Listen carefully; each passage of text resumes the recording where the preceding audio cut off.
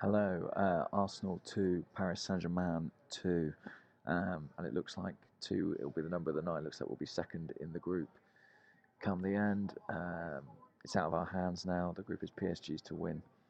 And I know some people say, well, look, second place means you avoid Bayern Munich, but it also means you could face Barcelona, you could face Atletico Madrid, you could face Juventus, you could still face Real Madrid. There are some plenty, plenty good teams who we could encounter if we go through in second place, and it will be a real shame because this is a group that really we ought to have had enough to win, but the result tonight means that PSG have the edge, and frankly, it could have been worse.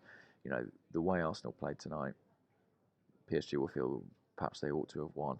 And when you look at the two goals that we scored, one a penalty, which I think was the most narrow of margins, you know, the finest of contacts on Alexis Sanchez, and then a very fortunate own goal.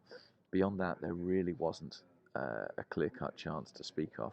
I'm just going to have a look at the stats now, but I'm not expecting to see too much in the favour of Arsenal. PSG were comfortably the better team, and from the first minute, that was the case. I mean, Arsenal improved in the second half, but not substantially. So here we go. Paris Saint-Germain had 54% of possession, 14 attempts on goal.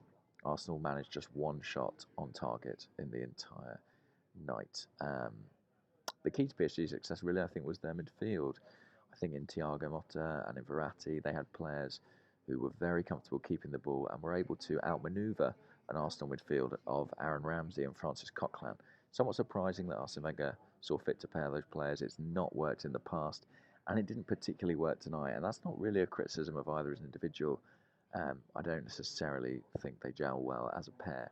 Both worked hard, both pressed well, but Verratti and Motta had the ability and the intelligence to circumnavigate them and work around them.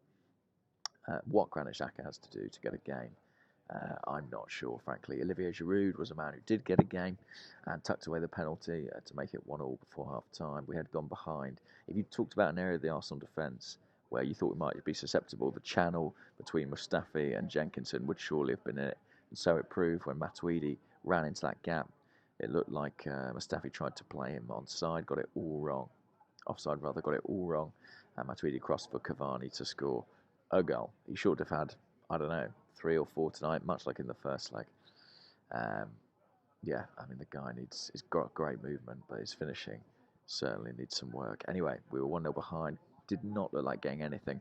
Then the penalty award, Alexis tripped, and Giroud tucked it away, 1-1 at half time. Fantastic time to score. And it really changed the game. You know, we were a little bit better in the second half. We got a very fortunate own goal. Interesting that Alexis had been playing on the right-hand side. Second half was on the left, kept popping up central much more. And actually that played a part in the goal. He was in that central position, found Jenkinson on the right-hand side, who, for the most part, had a difficult night and showed, really, that maybe I think we are going to have to give Mathieu Debuchy a second chance because Jenkinson does not look really capable at this level. But his cross pinballed around the area and went in for an own goal of Verratti. So 2-1 to Arsenal, and at that stage, we had a very fortuitous lead. We hoped we could hold on to it. It wasn't to be. Ben Arthur's had a cross corner headed in by Lucas. Alex Iwobi was kind of on the line, came off the line, should have headed it away, instead just flicked it beyond Ospina, effectively took it out of his grasp. Poor defending all round. And it was 2-2, and in that last 10 minutes, PSG probably looked the more likely to nick it. Arsenal had to chase the game to an extent, but didn't offer much at all. Look, we came up against a good side today, a better PSG 11 than the one we played at the Parc des Princes. Lots of personnel who weren't available for that match were for this game, and they looked much better for it, particularly defensively. Nevertheless, it's frustrating. You know, 3 huge games, Manchester United, Tottenham, PSG. We failed to get a win. More troublingly than that, we have failed to produce a performance, really. We've not been anything like our best.